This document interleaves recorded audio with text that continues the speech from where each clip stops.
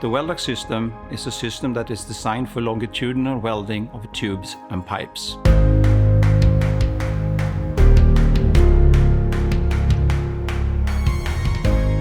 It can weld all types of steel materials, such as magnetic steel, stainless steel, boron steel, copper, and aluminum. When we are designing our system, we're trying to make this as user-friendly as we can, of course, for the customers. With that comes, you need to have the reliability of the system. You need to have the uptime of the system, and you have to have the efficiency of the system and the user-friendliness of the system.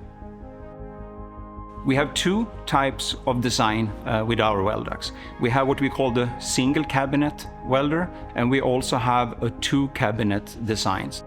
The single cabinet is up to 1100 kilowatts, and the two cabinet can go up to 2.2 megawatts of output power. The smaller systems, up to around 350 kilowatts, are normally based on SiC inverter technology. Between 350 kilowatts and a megawatt, there is a mix between the SiC transistors and the IGBT transistors. And when we go above 1000 kilowatts, we are basically looking at IGBT technology on the inverters.